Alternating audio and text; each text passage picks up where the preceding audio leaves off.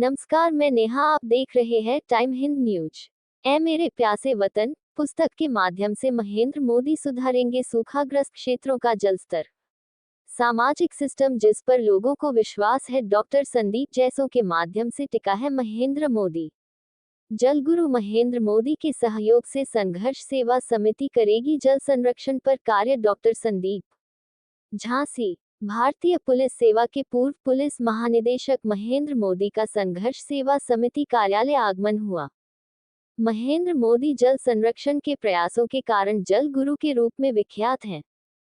वर्तमान में श्री मोदी जल संरक्षण सलाहकार के रूप में भी प्रदेश सरकार का सहयोग कर रहे हैं।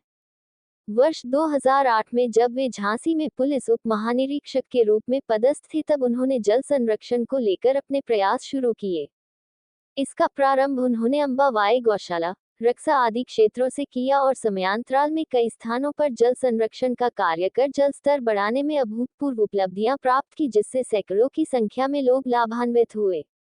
झांसी के बाद वे अन्य जनपदों में भी निरंतर जल संरक्षण पर कार्य करते रहे एवं सेवानिवृत्त होने के बाद लखनऊ में उन्होंने आधुनिक प्रयोगशाला का निर्माण कर जल संरक्षण, जल स्तर बढ़ाना और जल की शुद्धता पर काम किया। उनके उत्कृष्ट प्रयासों को देखते हुए प्रदेश सरकार द्वारा इन्हें जल संरक्षण सलाहकार नियुक्त किया गया। संघर्ष सेवा समिति कार्यालय पर जल संरक्षण के विषय पर चर्चा करते हुए महेंद्र मोदी ने बताया, बुंदेलखंड जैसे सूखाग्रसित क्षेत्र में जल स्तर बढ़ाना कठिन कार्य नहीं है। बुंदेलखंड में बड़े स्तर पर जल ग्रहण क्षेत्र स्थापित किया जा सकता है, जहां वर्षा के जल को एकत्रित कर उसे शुद्ध जल के रूप में परिवर्तित कर पीने एवं रसोई में उपयोग किया जा सकता है। साथ ही लोग इस कार्य को करके आर्थिक लाभ भी ले सकते हैं। उनका लक्ष्य है कि वह 71 लाख परिवारों को इस संबंध में रोजगार देकर स्वास्थ्य और आर्थिक स्थिरता प्रदान करने का प्रयास करेंगे।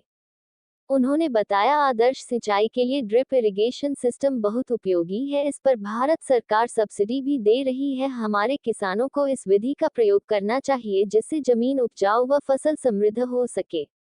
ये समय जल संरक्षण के विषय पर पुनर्जागरण काल के समान है।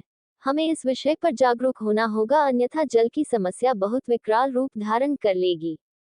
समाज में जागरूकता फैलाने के लिए उन्होंने ए मेरे प्यासे वतन नामक पुस्तक भी लिखी है, जो प्रभात प्रकाशन के माध्यम से जल्द ही बाजारों में उपलब्ध हो जाएगी।